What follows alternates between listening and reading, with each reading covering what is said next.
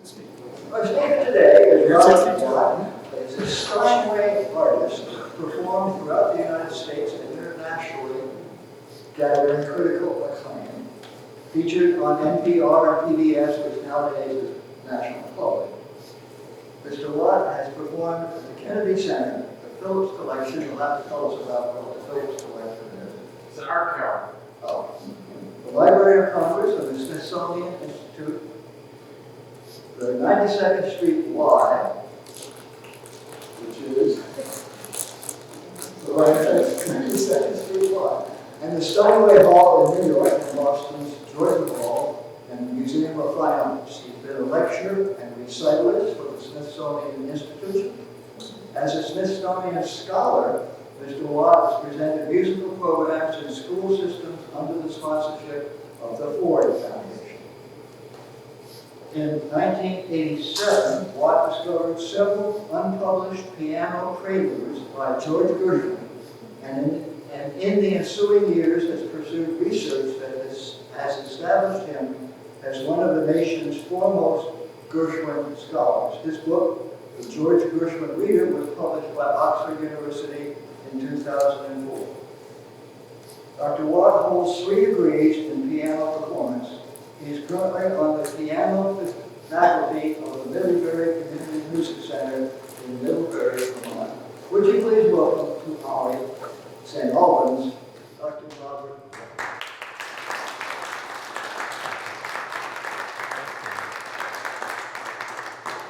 And thank you, John, for the introduction that I wrote 20 years ago. I tack on a few things as time goes by, but it hasn't changed in a long time. George Gershwin came into my life when I was a young man. I think I was 17, and I'd fallen in love with Carol Goddard my senior year in high school. And Carol's father was a very successful businessman, but he also was a very fine trumpet player. Had played since he was a child and was really, really good. I think I'd maybe dated Carol for a month, and one day when I went to pick her up for a date, he handed me a copy of a piece of music, and it was pretty thick. And I felt I was a pretty good piano player. It was the Rhapsody in Blue, the solo version, so there was no orchestra, just you had to do everything. So I looked at it and I said, "Thank you very much, Mr. Goddard." And I took it home. It's like, oh no, I'm in trouble. So I learned as much as I could with my hand, which was not yet full grown, in which my eyes were not fully developed to comprehend all the notes and rests inside.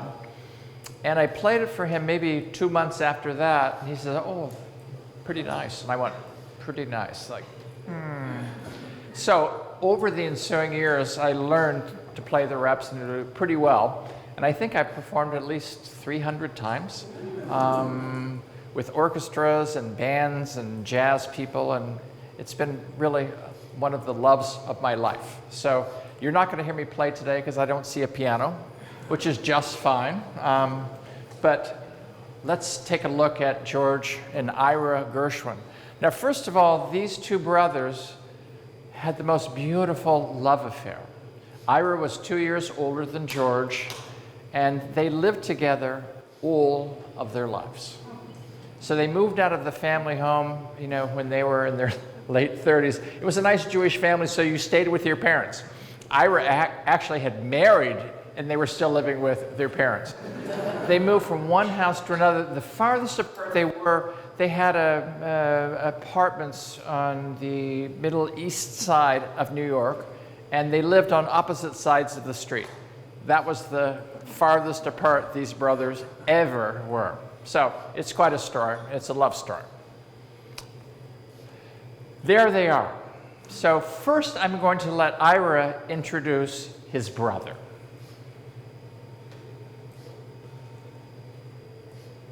Perhaps. I think I have to have the volume up. Charming. He was full of life and living. Let's start that again.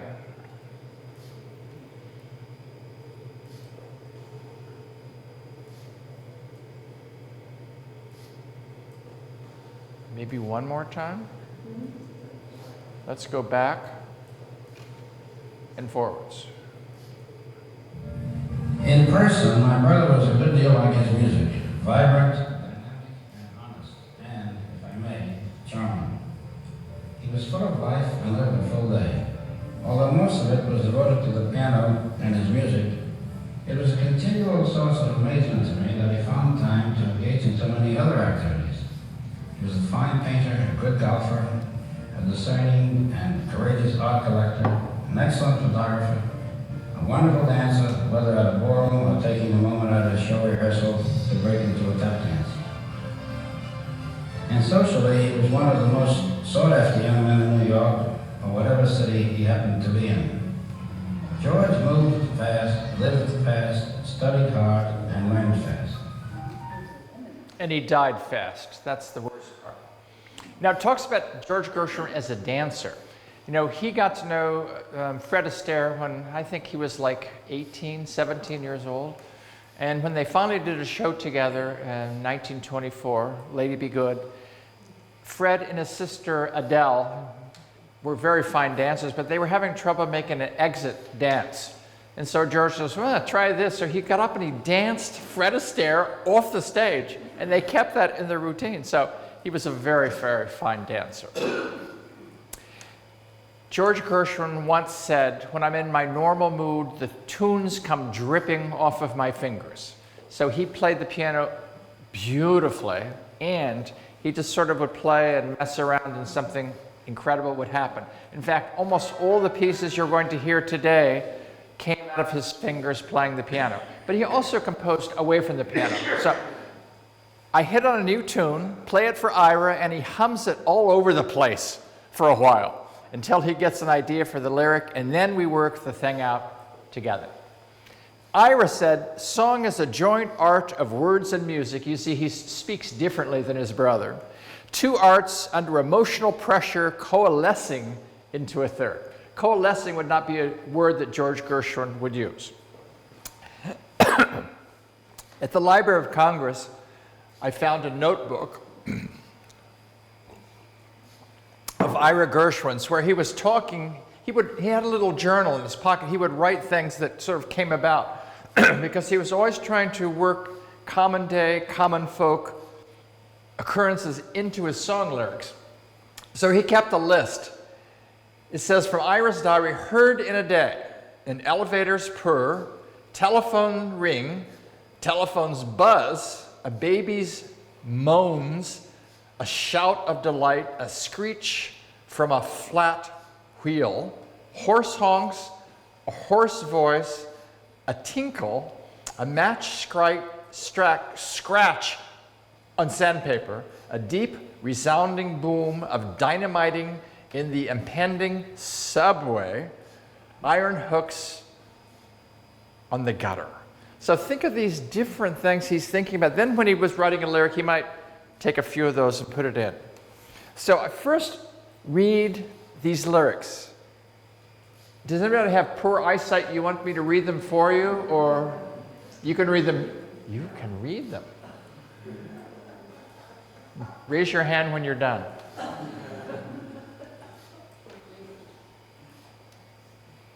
The next one I'm going to read too, because I can't trust you all.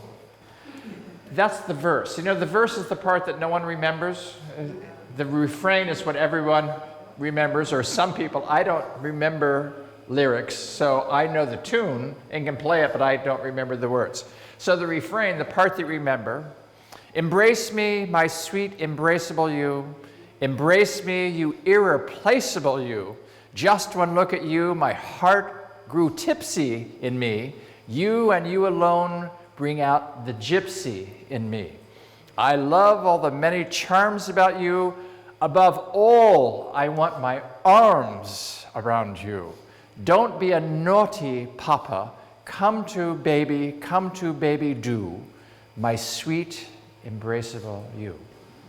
You know this is from Girl Crazy, 1931. It was written for Ginger Rogers. She wasn't such a great singer, but she certainly had a great song. She and Gershwin had a little fling for a while. Fred Astaire, too. I think she had flings with many people. So, Judy Garland will now sing this song for you. Perhaps.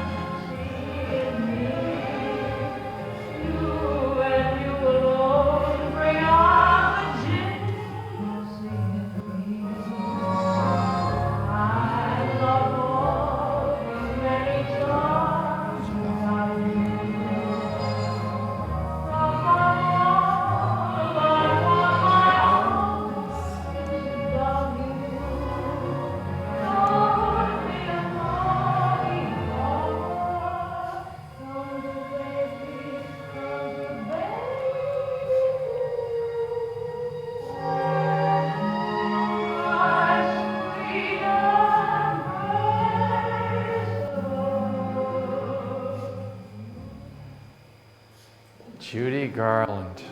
I think I skipped a tune. Is that possible? Ah, I knew I had. I wasn't going to have Judy Garland sing first, although she did a very nice job. Ella Fitzgerald. Now, I'm not going to read the lyrics. You can just listen to them. I can't think of anyone who sings George Gershwin and Ira Gershwin's music and lyrics better than Ella Fitzgerald. You know, she made many songbooks, the Cole Porter songbook, the Irving Berlin. When she got to the George and Ira songbook, which this is from, it's just incredible. They would have loved her voice. Oh, Ira loved her voice.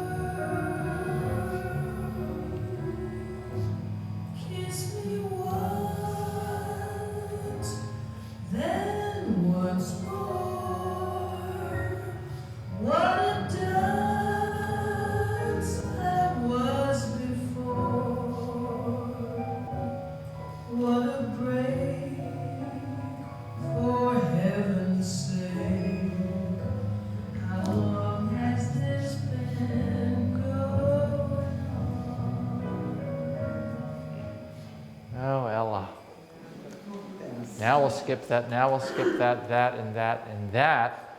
Look what they did together. Now, George Gershwin died in 1937 at the age of 38, so they didn't get to work together that long. But look what they did. My, my, my. Now, when you put all of the different important, I should not use the word important, when you put the most famous Broadway teams together, the Gershwins are sort of at the bottom.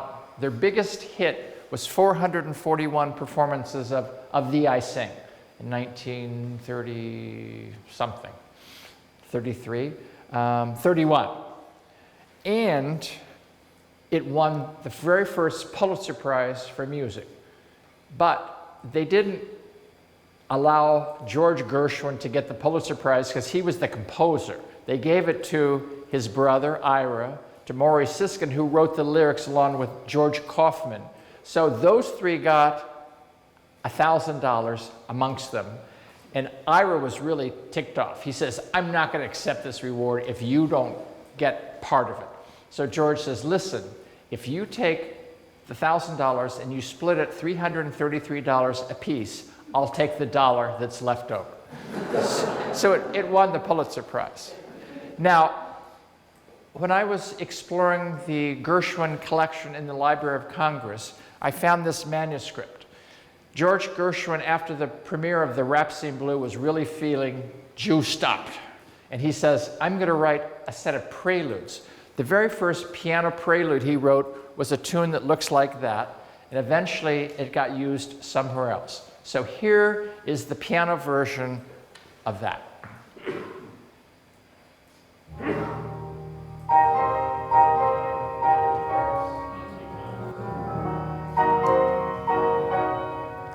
This is at a place where they had a piano. This is me.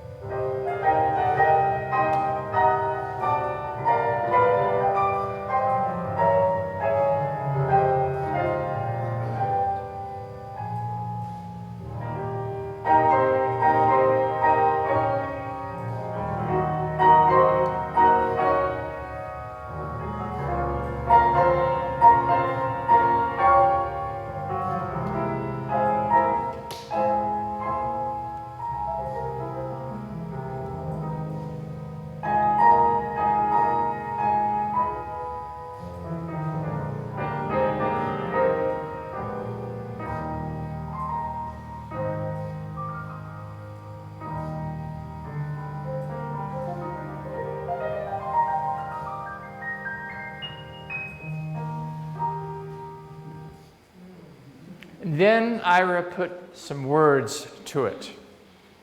And you can read them. I'll read them. When the mellow moon begins to beam, every night I dream a little dream, and of course Prince Charming is the theme, the he for me.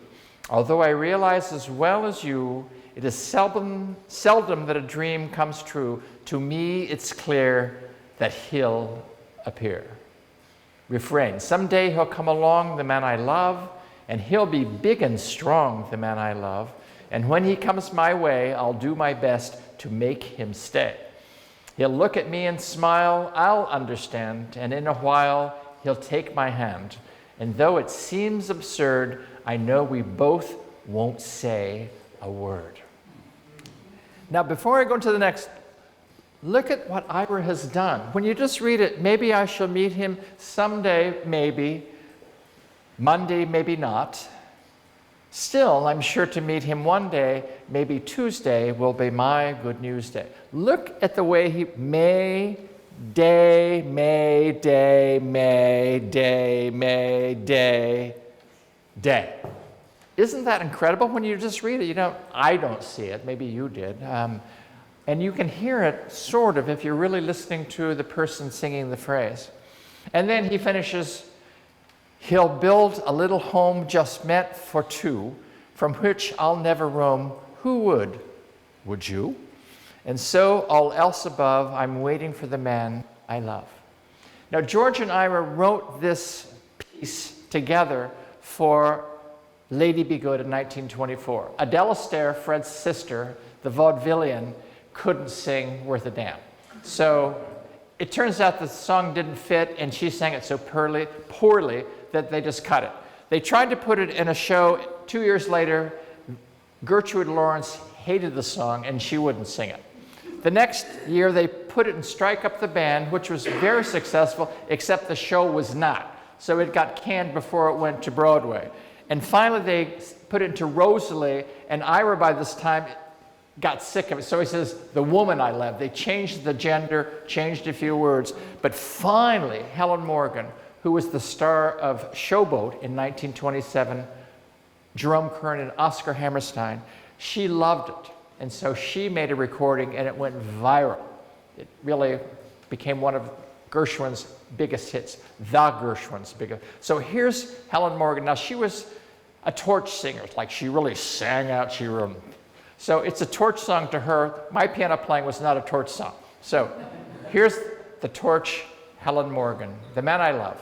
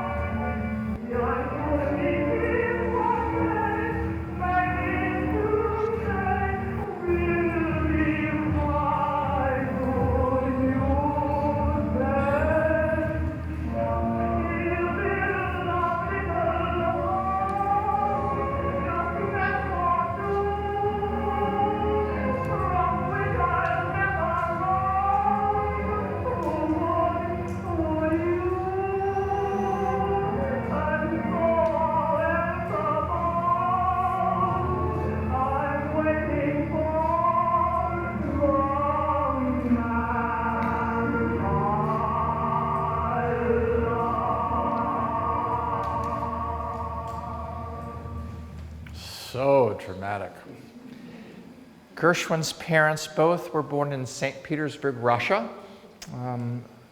Rose came to the United States first with her family, and then Morris came over quickly so that they could marry, which they did in 1895. Now, Morris had quite a few different professions. When he came from Russia, he could do all kinds of things with leather. He made all kinds of leather products. But when he got to the United States, he would do anything that made money. So he had a pool hall, bakeries, shoe shops. He had a Turkish bath. He went from one job to the other. But most of all, he and Rose loved to gamble. They played cards a lot during the day. The children would be out in the street. They would be playing cards. Roosevelt Raceway was one of their favorite places.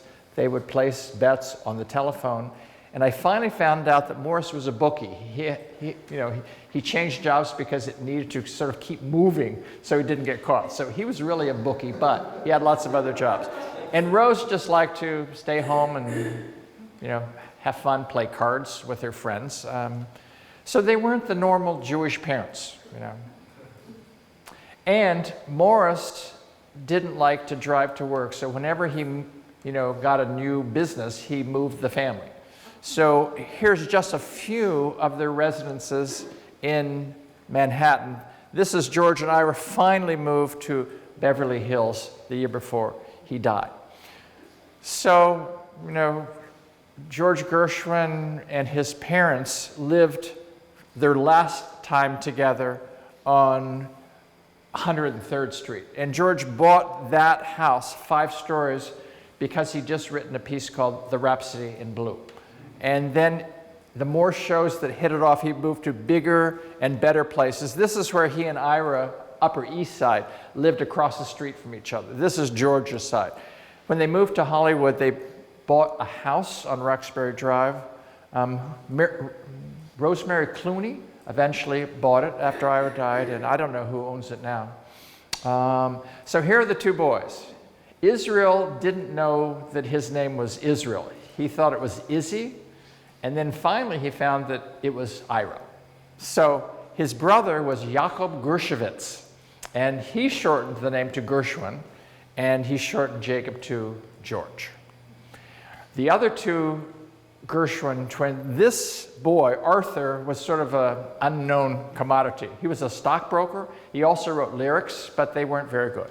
Frankie was the youngest, and she was the first to hit the stage. She was a vaudevillian, and she sang and danced very well. She was in a Cole Porter show, and everyone thought that she'd made a big mistake when she married Leopold Godowsky, who was the son of a very famous pianist, but he was sort of a bum. He played the violin, he traveled around, and the parents were not happy that their daughter was marrying sort of a vagabond.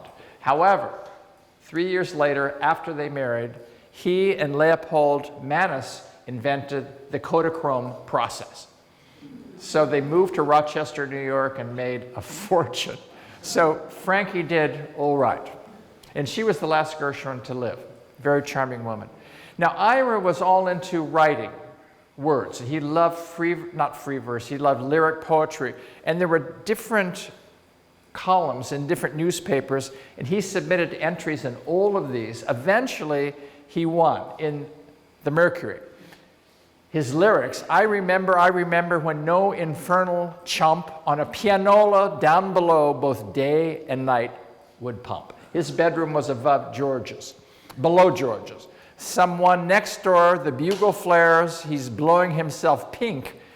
They're all to music taken, whoa, I think I'll take to drink. And he signed it Gersh. He went to Townsend High School, which was sort of an arts high school. New York had very progressive education, even back in the 20s. And then he went to City College of New York and dropped out after 1 semester because he just couldn't take it. And he went to work at his father's Turkish bath, always writing poetry and having fun. He was the recluse. Now, he was a good friend. They went to high school together, of Yip Harburg, who wrote the lyrics for many songs. But if you can just remember, he wrote Somewhere Over the Rainbow. That's enough. He made a fortune off of The Wizard of Oz. Ira was the shyest, most diffident boy we had ever known. In a class of Lower East Side rapscallions, his soft-spoken gentleness and low-keyed personality made him a lovable incongruity. You can tell that he's a writer. He spoke in murmurs, hiding behind a pair of steel-rimmed glass spectacles. Ira had a kid brother who wore high, stiff collars, shirts with cuffs, and went out with women. Now, Ira eventually found a girlfriend when he was 17 or 18, and he married her a number of years later. George Gershwin learned to play the piano somewhere when he was about 8 or 9 years old.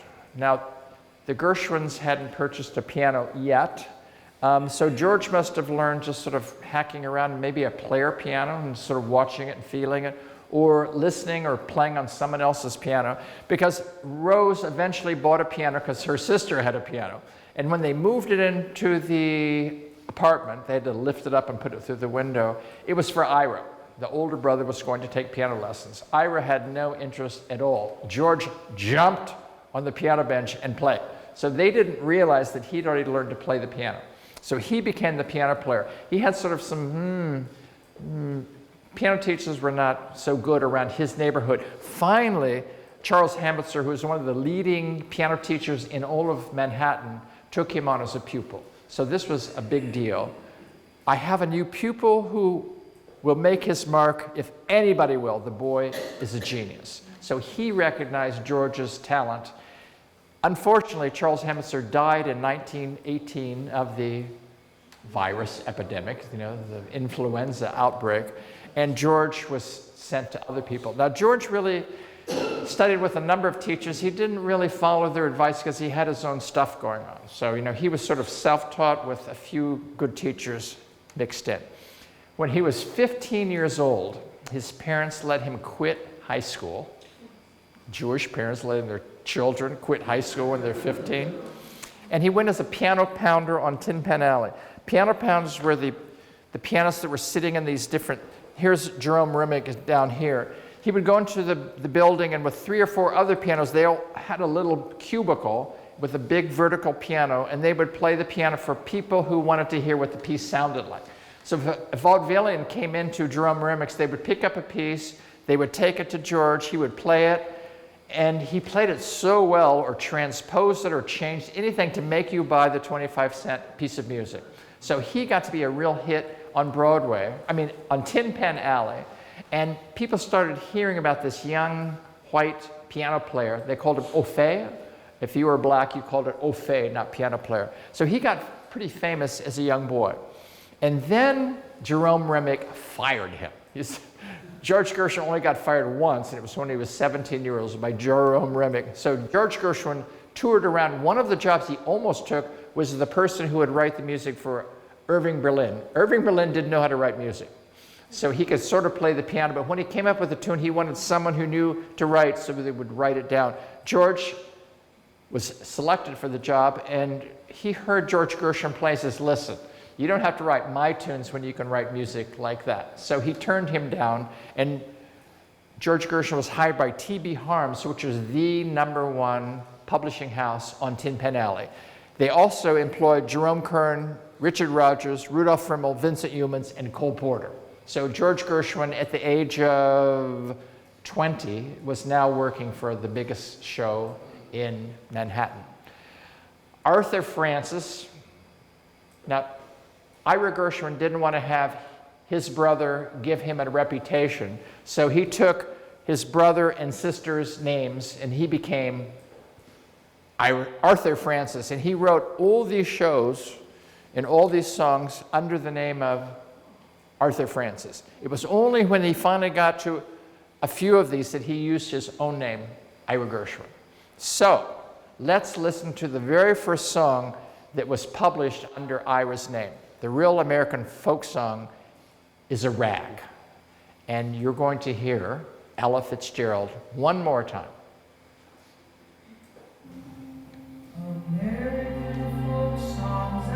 It's a really nice tune. Ragtime had really died by this time, but they were still using it because it sold copies.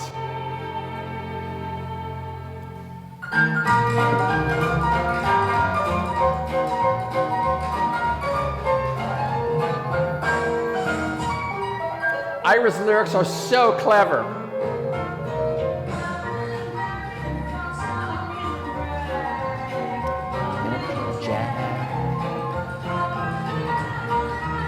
Chronic blues.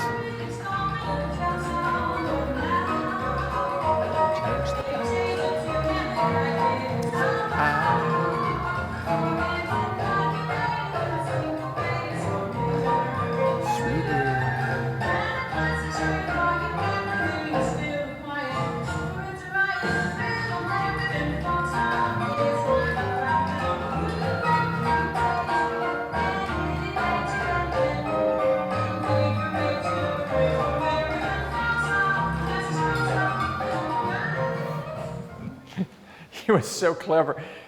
You know, they called Ira the jeweler because he could take lyrics, chisel them, get the facet of each word, and then put it into a song like that. So his friends called him the jeweler because he could craft a song like a jeweler could craft a stone.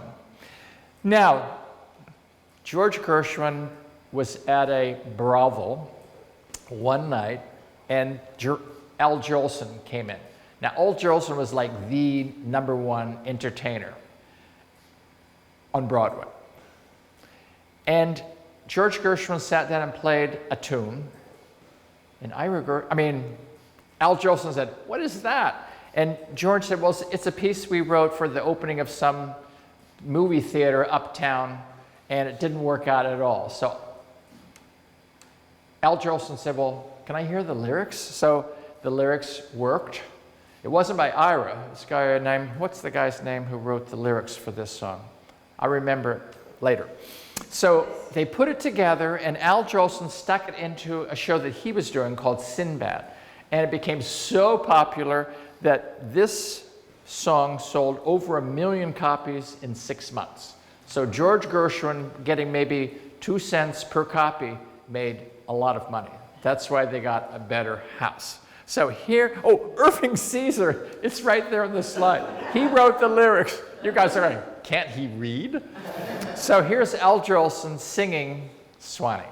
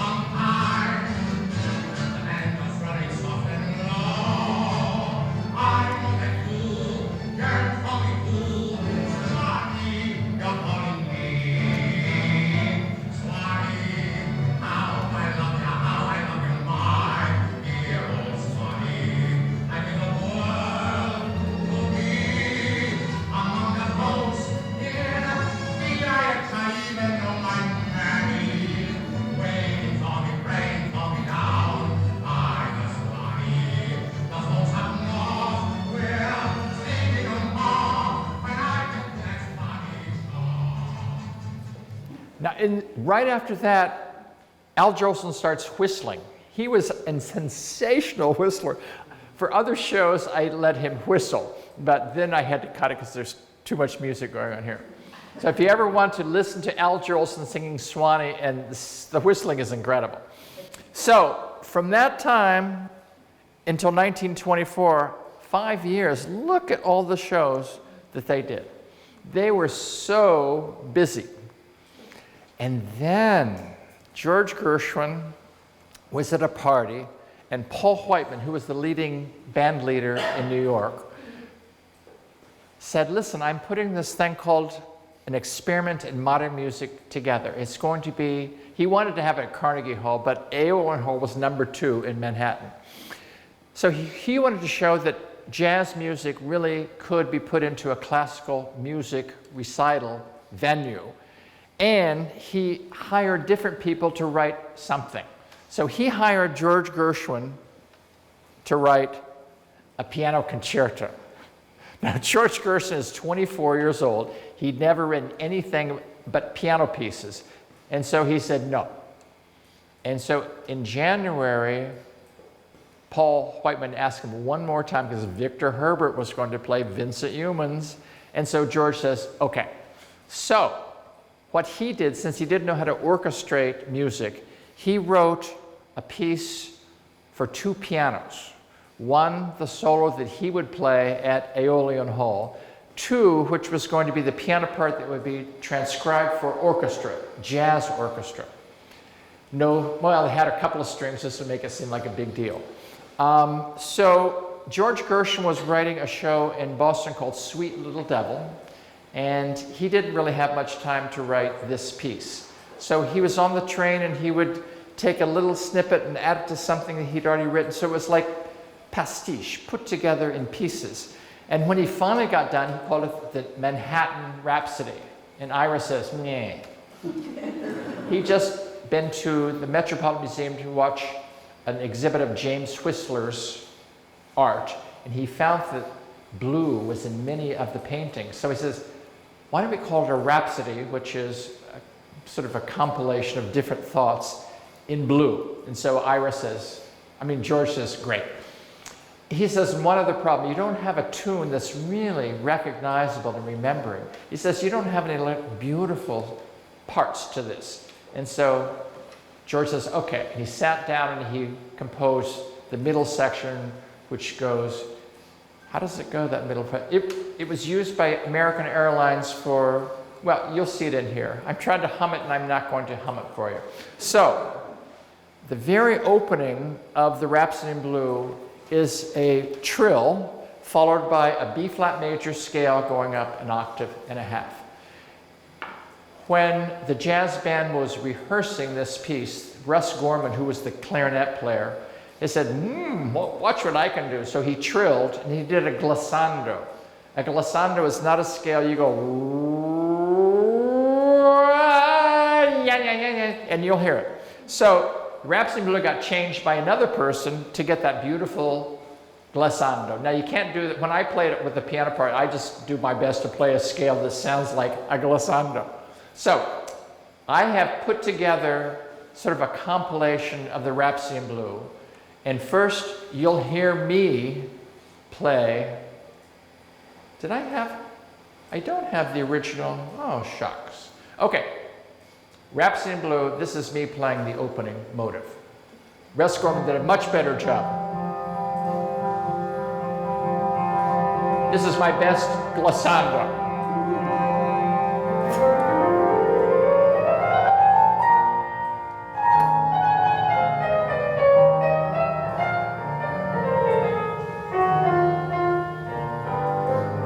Jazz band, clarinet, jazz band, clarinet,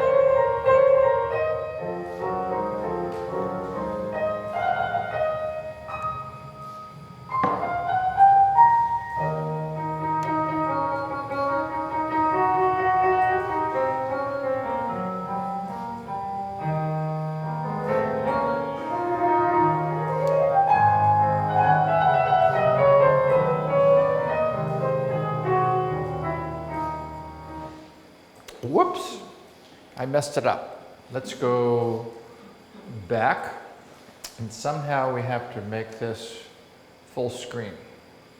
In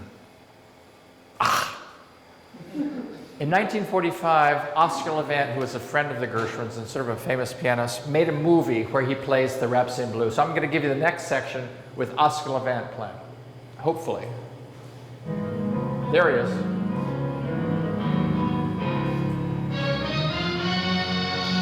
Oops! Oh, rats. I'm not touching it.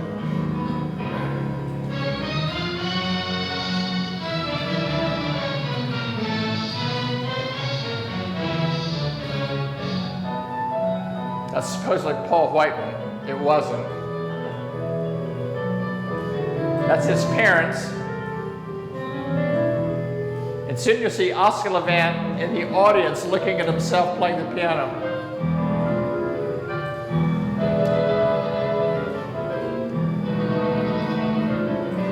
There he is. He's playing. really enjoying himself.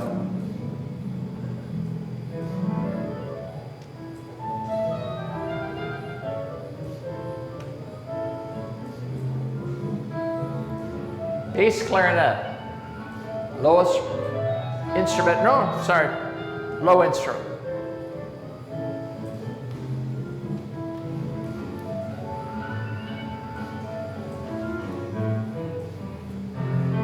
Oh, it is Paul Whiteman.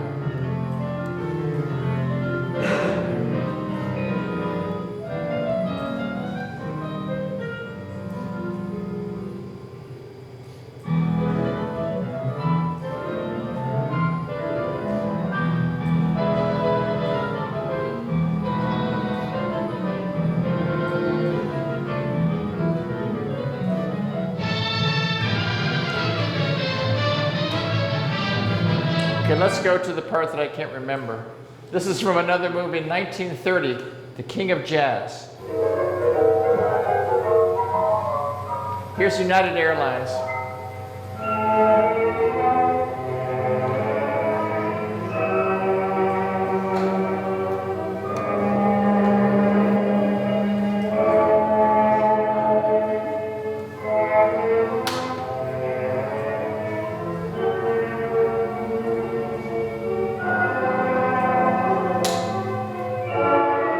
Early color photography and film.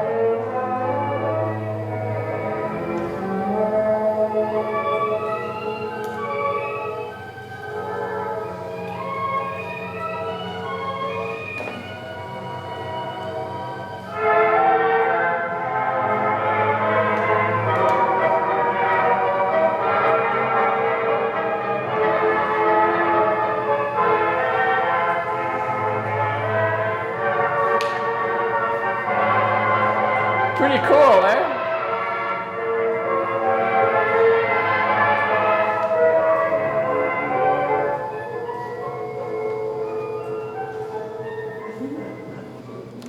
And I'm going to let Leonard Bernstein, who is a phenomenal conductor, but also pretty good pianist, playing this at Carnegie Hall. Gershwin would have loved this. Man, I don't know, but he would have loved it. He played it better than Leonard, but not much.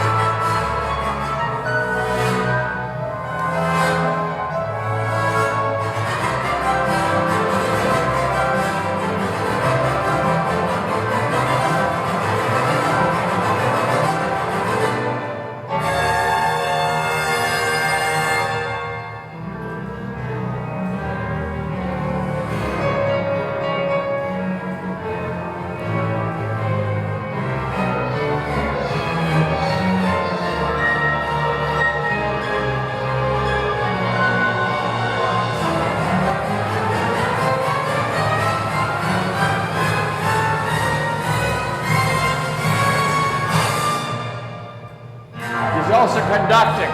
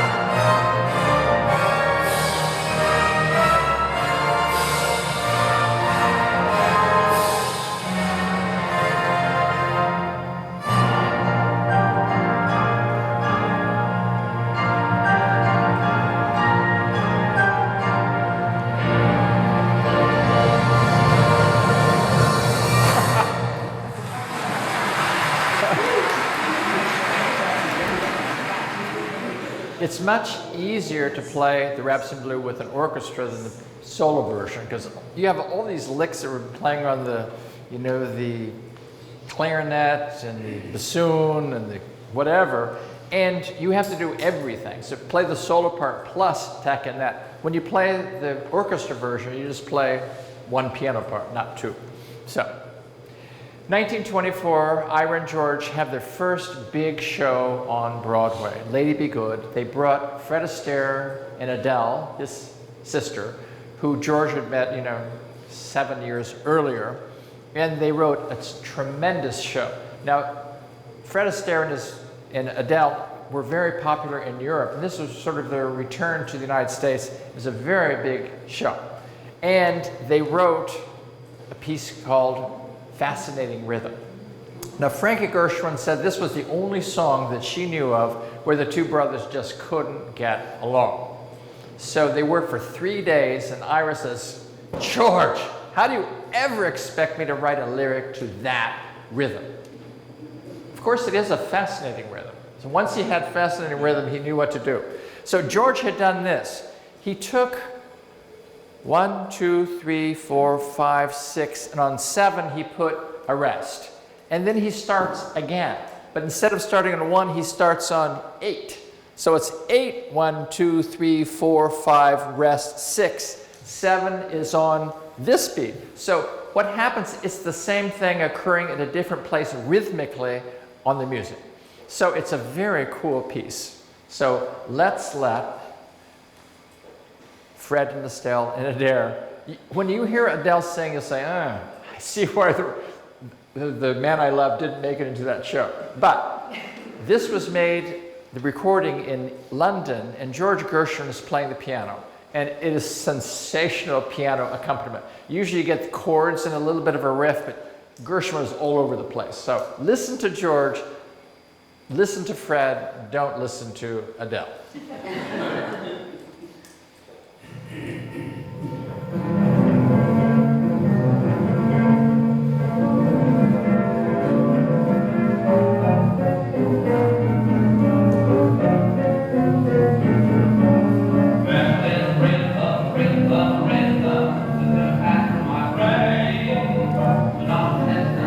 This is the verse. This is not memorable.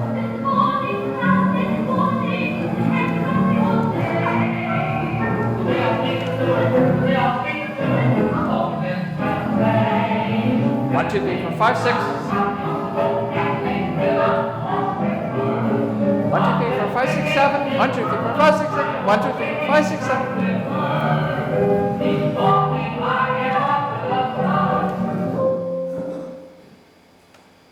Oh, your battery's running low.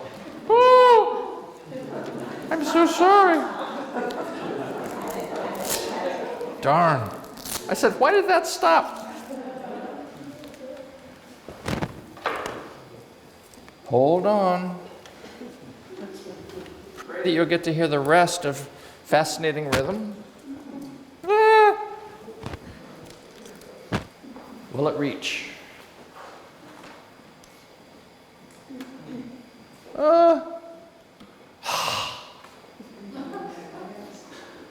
I think I have to get it going again.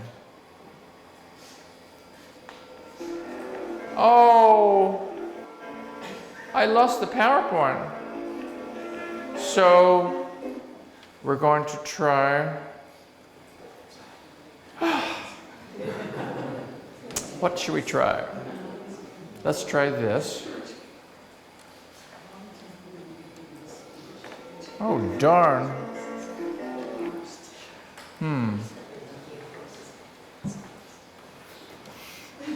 When I started doing these lectures with computers, it was like really bad. I met a person who had watched me do it. Can you fix this? This is... Let's see what you can do. This person said, I've been listening to you for 15 years, and she says, you finally have learned how to work the machines. She said, I liked you, but I didn't like the way that you worked the machines. So, I don't know which of the ones works, but I sort of know how to do it from the... Can you start the TV again? I'm trying to turn it on. Is your computer? I hope so. It doesn't seem to be. Oh, I think this is not punched. Is it green now? I see a light. It's a light, but that's a light that's not. That's indicating that it's on. I think this is not fully plugged in. Is it green now? No.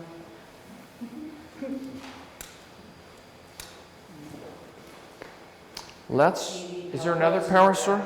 Here, yes.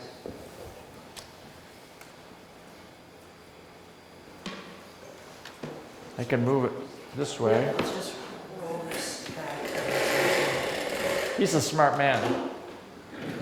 I'm a piano player.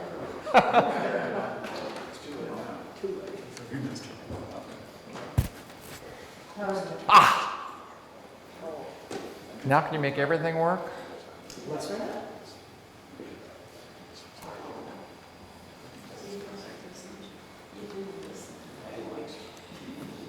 You know, I'm not starting my computer.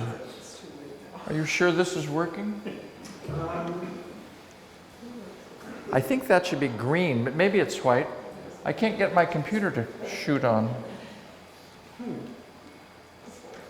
the lights are on. Is the TV working?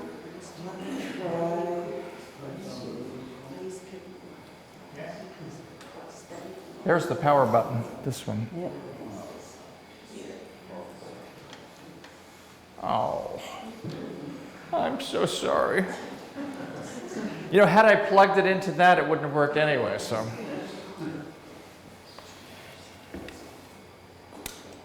Oh, this is working now. That light's working. Let's try it one more time into that. Well, that's got to be working too. It's got the sodas in there. I think what's happening, I believe what's happening is that the computer isn't on fully. I don't know if it wants a certain amount of battery before it will turn on. That's blinking. Let's try it again. My computer's just not coming back. I'm going to have to drive back from Middlebury to do this again.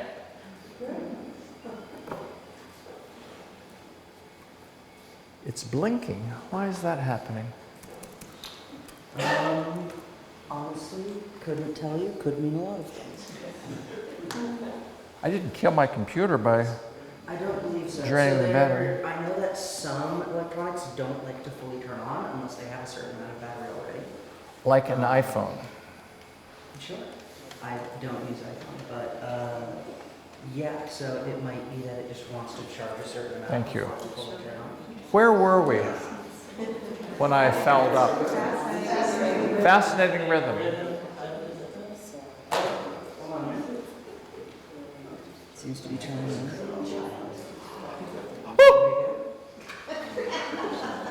It's off.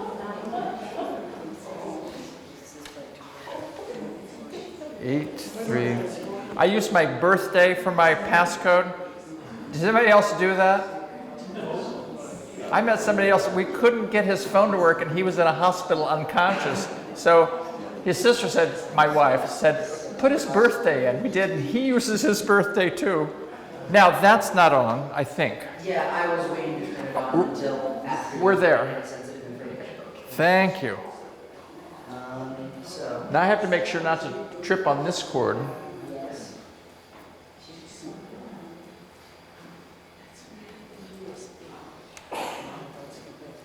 There we go. Thank you very much. Applause for the technician.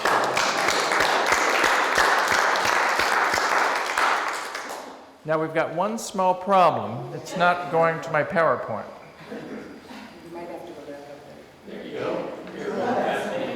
Is it the same? I'm going to leave that slide and just go on. The next show that the brothers wrote was OK. Now, it's interesting because George Gershwin had started a love affair with a married woman whose name was Kay Swift. And then they named their show OK. So I think this had to do. Kay Swift was wonderful. I met Kay Swift. She was the very first woman to write the music to a Broadway show.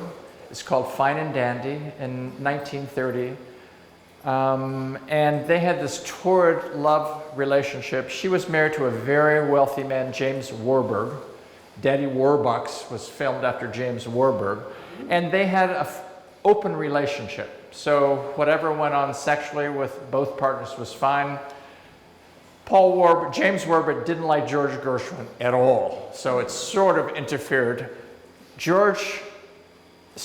Kay decided that they should get married, so she divorced James Warburg, and then Gershwin never married her. So they had a nice relationship until he left, and then she never saw him again because he died when he was in Hollywood. But to make the story a little bit shorter, Gertrude Lawrence loved the song that you're now going to hear, but she couldn't sing it worth a damn. So here's Gertrude Lawrence, who was The King and I, or she was Anna in The King and I, and many other things. So here's Gertrude Lawrence singing Someone to Watch Over Me.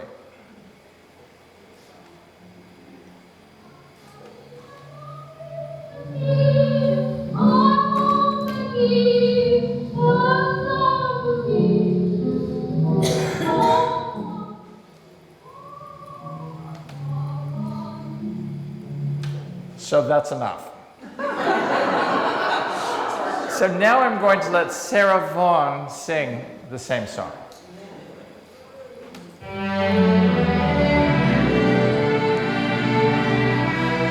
I love her voice. There's a saying old, says that love is blind. Still we're often told, seek and you shall find. So I'm going to seek a certain land I've had in mind. What a stylist. Looking everywhere, haven't found him yet. He's the big affair I cannot forget.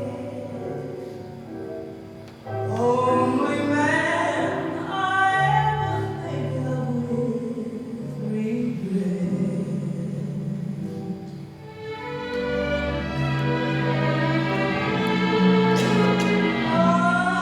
I'd like to add his initial to my monogram. Isn't that clever?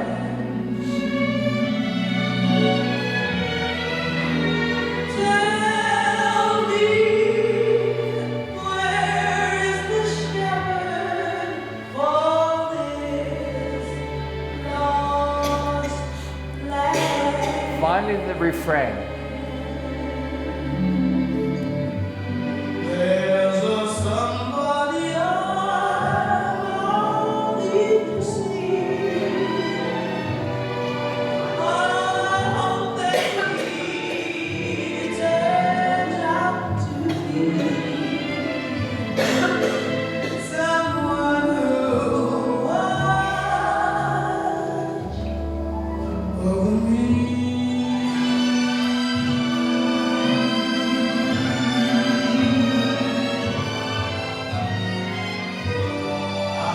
I'm a little lamb who's lost in the wood. I know I could always be good. Someone who'll watch over me.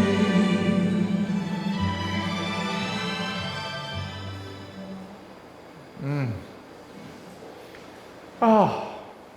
Then Girl Crazy. This is where Ginger Rogers, who'd made a few shows, met up with another singer who was making her first Broadway appearance. Her name was Ethel Zimmerman. And she had been discovered by a friend of Gershwin's who heard her sing an off-Broadway show. And he says, my, what a voice. So after the show, he had her come back on stage. He went up to the second balcony and he said, sing this. He could hear every word because this woman had quite a voice. So they went to George Gershwin's apartment and George played, heard her sing and says, oh my. He says, I've just written a song. Would you sing it for me? And she said, sure. So he handed the score to I Got Rhythm, which is George Gershwin's very favorite song of all time. So she sang it, and he says, what do you think? She goes, nice song. I wouldn't use this rhythm in the refrain. And he says, okay. So we fixed it, and he says, okay. And she made the debut. Ethel Merman is now going to sing the song that was sort of amended by her. Ethel Merman. What a voice.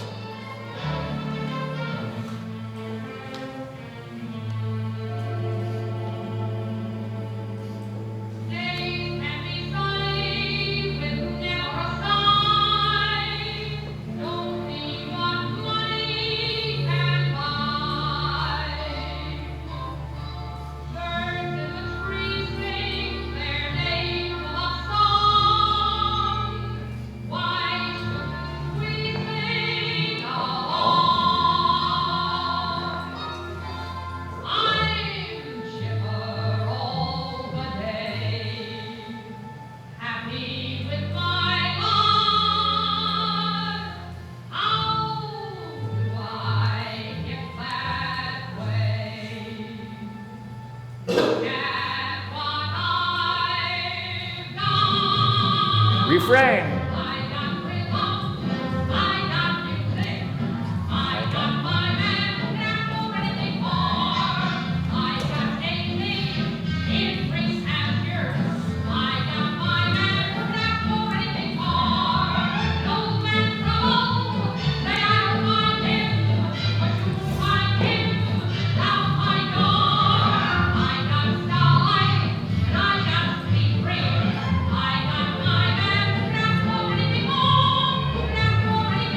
Listen to her voice.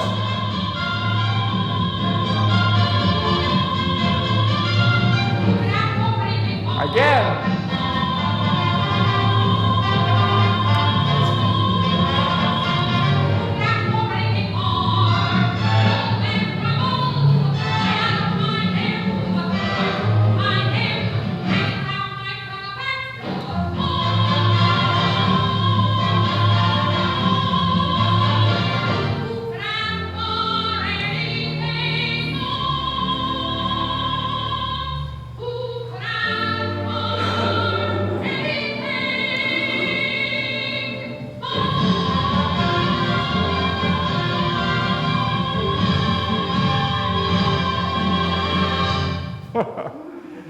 Now, George Gershwin loved to conduct the orchestra for the very first, for the premiere. So George Gershwin was in the pit, and when Ethel Merman sang that, when they got to the end, she was supposed to hold the last note for 8 bars. She held it for 24 bars. So George Gershwin was getting ready for the downbeat to the end, and he was going, the band had to play it again, and then he goes, the downbeat, played it one more time. So finally she let go of the note. So he told her she couldn't do that forever, because he was conducting, but maybe the true conductor wouldn't be able to be so versatile. So, Ethel Merman, in her first Broadway show. Now, of Thee I Sing, I've already told you the story. The music is not memorable, but it sold more seats than anything else. I think it's because George had gotten so famous that it said, whatever show you do, we're going to come. So that was #1 for George and Ira. Then, some things happened. Vincent Freely and Aaron, what was Aaron's, I can't remember Aaron's name, his first name. So they were the producers way back when. When they got to this time in the Gershwin's career, they wrote a show called Pardon My English, which was all about Swiss cheese. And it didn't last but 46 performances, so it lost a lot of money. And then they did another show called Let 'Em Eat Cake, and it only sold 90 performances. So these things were failing after a few months on Broadway. They lost a lot of money. So Ahrens and Friedli went to different places to get out of town because the creditors won their money. Ahrens sort of died in California, and Friedli went to Europe. When he came back, it was because there was another show that he thought might be popular called Anything Goes by Cole Porter. So he says, I did a good job. Gershwin needed some money because he wanted to write a book, set it to music, and write an opera called Porgy. So he went on the radio, and every Tuesday night for 20 minutes, music by Gershwin. He would talk, and someone would play. His brother came on, Al Jolson came on, Helen Morgan. That's the recording was a radio broadcast. So George Gershwin had a little bit of problem with digestion. He called it a composer's stomach. We call it constipation.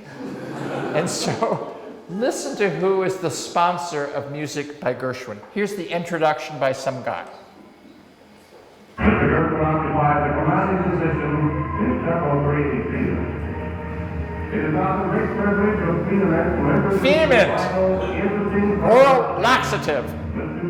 His friends thought that was a riot. These programs are to be intimate reviews of modern music. I'm afraid that's a rather hard order. Personally, I should have thought that would be a test. You can hear George's Brooklyn accent. But that's certainly what my problem then will be. I want you to feel as though you're simply dropping in at my house or I have yours. You run off a few tunes and make good enough sense. Tunes. As a start, we ask the orchestra to give us the overture from Off the I Sing. Pretty nice tune.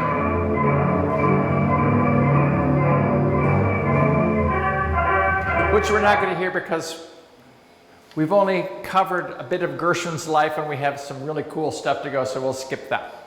Now, George Gershwin had been thinking about writing an opera since 1926, so this is now 9 years later. And so he's determined to set DuBose Hayward's novel, which was sort of a best-selling novel back in 1926, to music. So he decided to call the the author of the novel, DuBose Hayward, and he couldn't get permission until 1933 when he was almost selected to Al Jolson, Jerome Kern, and Oscar Hammerstein to write their own opera.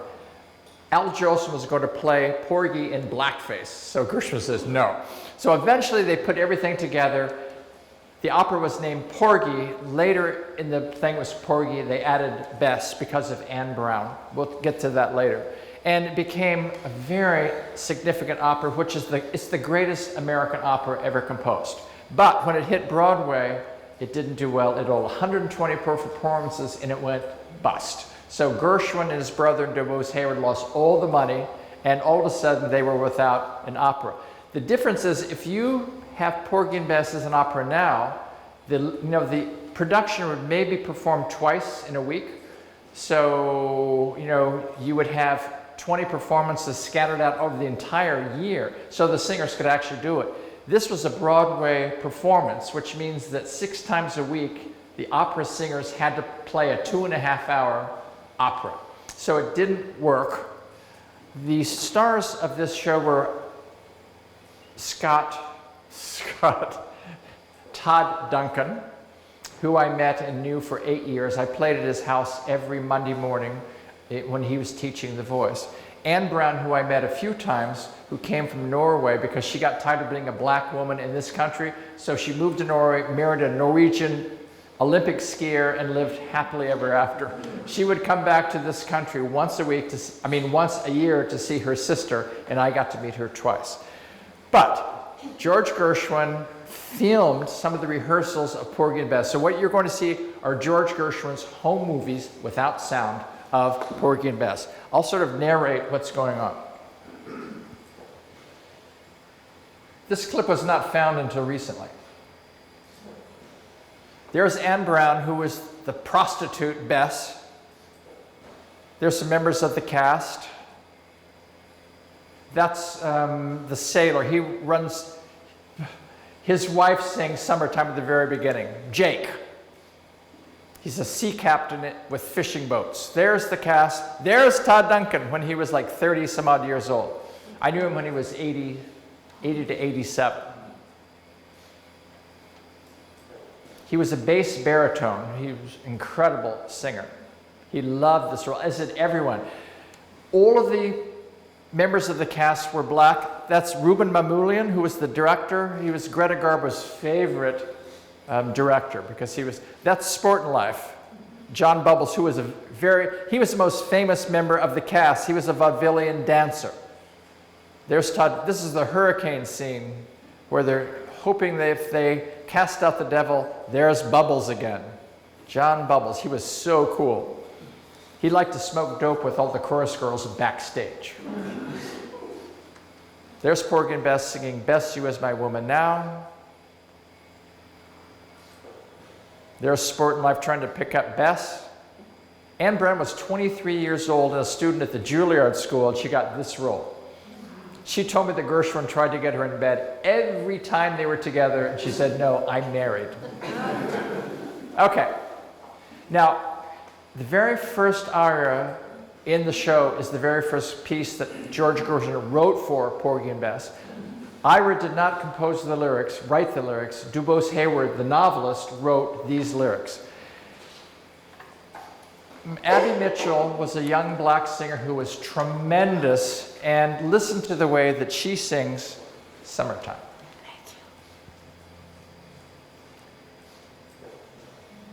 Whoops.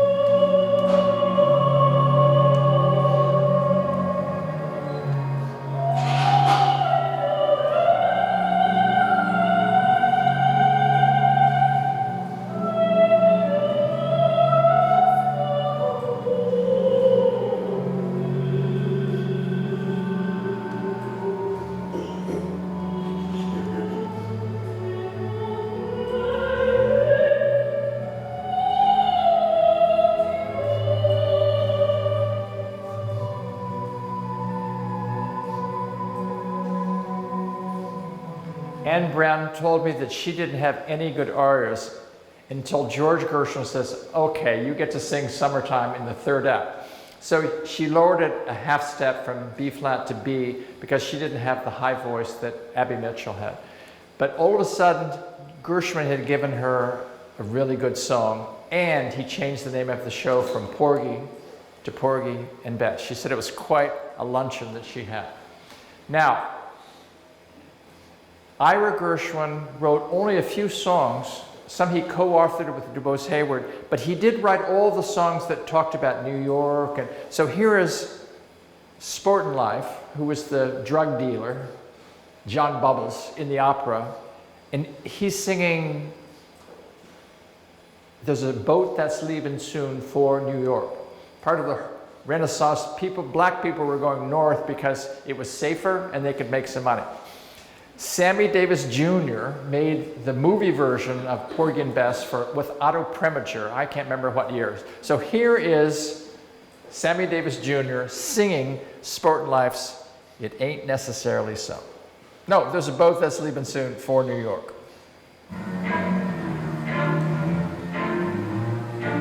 This is TV, the Frank Sinatra Show. There's a boat that's leaving soon for the yacht.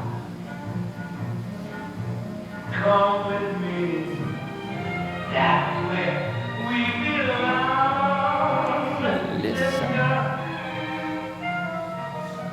You and me can live that high life in the yacht.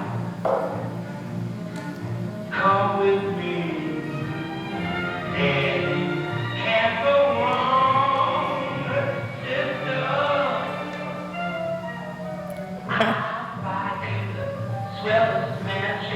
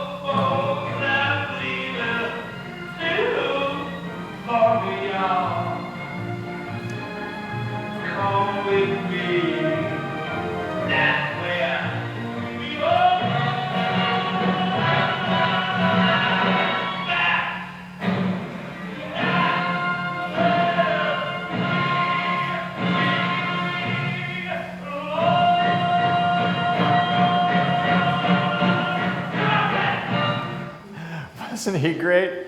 We're going to skip that. So, Ira and George lost a lot of money. There was no work on Broadway because it was the Depression. So, they went to Los Angeles. And they were going to make 3 pictures for RKO, which was a pretty big studio. They took a house on Roxbury Drive, this beautiful, beautiful mansion. And I found some more home clips that Ira took, some, and someone else took others. So this is Ira and George on their lovely house on Roxbury Drive. Again, there's no sound. They're having fun, playing, smoking their pipes. Gershwin was always smoking something. There's Ira, he also smoked. The family came to visit. There's Frankie Godofsky showing her face. Now she's no longer on singing vaudeville shows. She's making a lot of money from her husband. Now, George Gershwin loved to play the piano. He also loved to go out with women. So these are some of his girlfriends. Kitty Carlisle, who eventually married Moss Hart. Rosamund Walling, who was sort of a society girl. Pauline Heifetz, who was the sister of Jascha Heifetz, the violinist. Margaret Manners, who was a Broadway showgirl. And Simon, he met in Hollywood. Aileen Pringle, he met in Hollywood, and he met Paulette Goddard in Hollywood. Now, Paulette Goddard was the woman that he really, really, really loved. And he asked her to marry him, and she said no. So it was a good choice because after he asked her, about 8 months later, he died. But I want you to think about Paulette Goddard. You know, they had this relationship where she and George used to meet, but her husband was very jealous, so he was having her tailed. She would park her car here. George Gershwin's chauffeur would pick her up. She would get on the floor and they would go back to his house and do whatever they did. So Ira said, listen, let's get out of town. Let's go to Palm Springs and we'll have a little bit of a vacation. So Ira took George and Paulette Goddard to Hollywood where they were filmed. There she is. Wasn't she beautiful? And she was so smart, such a good actress. She was like, well, that's why George wanted to marry her. She had everything that he would want. And here they were in beautiful Palm Springs. I've never been there, but it must be wonderful. So soon you'll, it's the next morning and they're having a little coffee, some croissant, and George eventually picks up the newspaper and probably reads about himself, which he'd like to do a lot. Smoking the pipe again, you notice. Here comes the newspaper. Nope, the pipe is first. Throws the match, then the newspaper, and here comes, there it is. That's my picture. There's Paulette, isn't she? She's so attractive and flirtatious. Watch the way she puts on her scarf.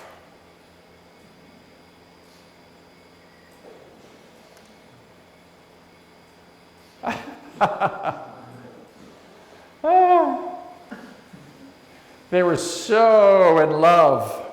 2 young people. But her husband was really very jealous. He wondered about her because her husband was in a movie earlier in this year with her, a movie called Modern Times. There she is, and here's her husband, Charlie Chaplin. You see why she made a good choice? And they end going into the sunset together. Charlie doing his little walk with his umbrella.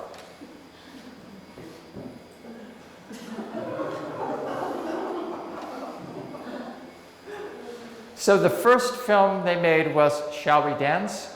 Ginger Rogers and Fred Astaire. Now, they'd made 5 movies already, and the US public was getting a little tired of them. So this was the last film they did for a while. And we'll skip that scene. Damsel in Distress was the next movie, and this time Fred Astaire was by himself, no Ginger, and they brought in Joan Fontaine, who was What's sister's name? I can't remember. I'll think of it during the clip. So she was so beautiful, Joan Fontaine, but she couldn't sing, she couldn't dance, so she was just there to look beautiful. So Fred Astaire had to do all the songs by himself. And this was the most famous song from that film. Filmed during the day, made to look like night. Look at that smoke. There she is, Joan Fontaine, Olivia de Havilland's sister.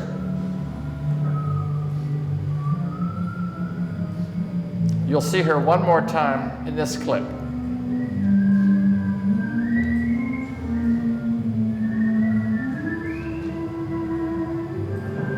Fred Astaire sang more hit songs than any other actor. He wasn't a great singer, but he had style. Out with the big boys. I had that feeling of something. What to do? The outlook was slightly blue. But as I walked through the foggy streets alone, it turned out to be the luckiest day I've known. There's the verse, the part no one remembers. A foggy day in London. And me home, and me now. I knew the morning. You'll see Joan one more time looking out her window. The British Museum had lost its charm. How long I wondered would this thing last? But the age of miracles and past, for suddenly I saw you there, and through foggy London town the sun was shining everywhere. I guess we don't see her one more time. Movie number 3 was sort of on hold because George was having some problems. He was smelling rubber, he was off balance. Even in a concert, he lost his place, which never happened. And he got depressed. He had trouble seeing in the sunlight. And finally, he found out that he had a tumor in his brain. So he wrote a letter to his mother just a month before he died. Of late, I haven't been feeling particularly well. Yesterday, I put myself in the hands of Dr. Siegel, and he is going to try to find out the reason for the slight dizziness I get every once in a while, like all the time and every day. He examined me yesterday and told me not to worry about it, as he was convinced that it was nothing of a serious nature. So, a month later or so, George Gershwin died. The novelist and writer John O'Hara says, George died on July 11th, 1937, but I don't have to believe it if I don't want to. Now, Kay Swift told me that when he went to Hollywood with Ira, she knew that she wouldn't see him again. She didn't know that he was going to die, but she knew that she wasn't going to see him again. She found out that George Gershwin had died because at a certain time she was looking out the window. Everyone, not everyone, but people on the street in Manhattan were stopping to listen to their radios because the radio announced that George Gershwin had just died. So that's the way that Kay Swift found out that her lover of 11 years was dead. The last movie, George died before it was finished, and he wrote one song, Our Love Is Here to Stay, partially. So he didn't write the verse, but he'd written the refrain, and Ira had put some lyrics. So what you're going to hear now is George Gershwin's final song, and Vernon Duke actually wrote the verse. So it's not very good, but when you get to the refrain, it's beautiful. And Ira said, listen, you can't call it Love Is Here to Stay. You have to call it Our Love Is Here to Stay. Because this is his last film with his brother. So here is the way it goes.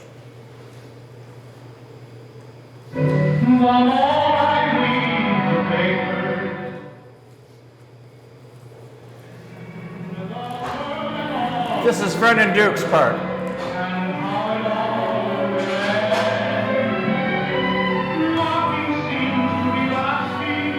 When I learned this song, the verse just didn't work at all. I couldn't figure it rhythmically, it just didn't work. And it wasn't Gershwin's. The bridge going in, here's George.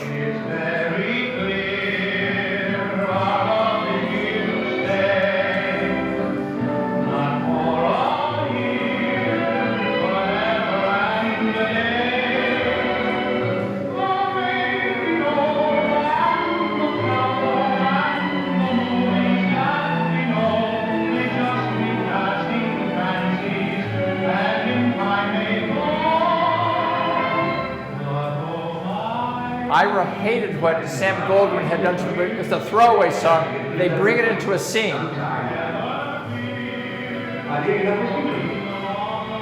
I'm sorry. I was listening to the song.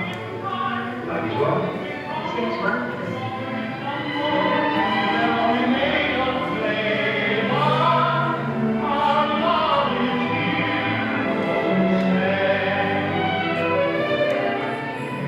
Probably some bad Background music.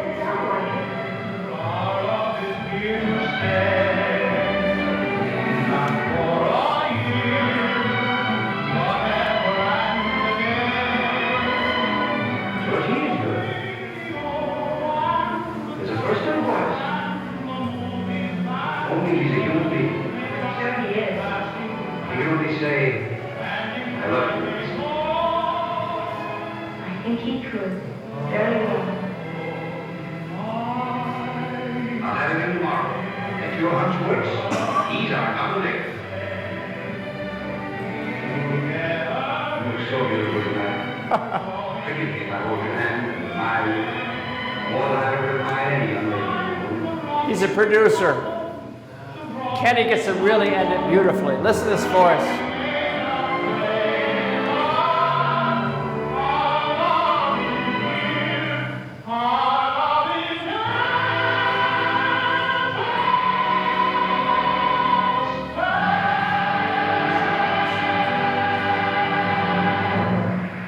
George and Ira's last song.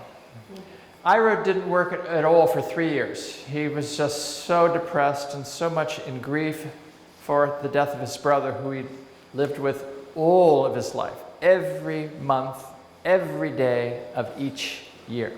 So finally, what year does that say? I can't read it. The top line is 1941.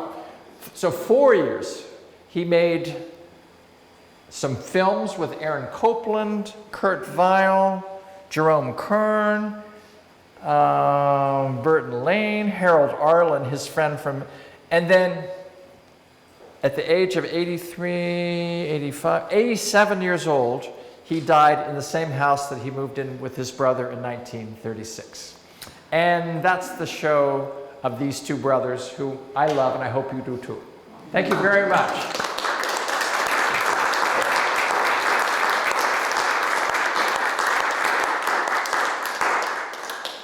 If anyone has any questions, I'll try to answer them. If not, we can just go our way. I do have a question. Yes.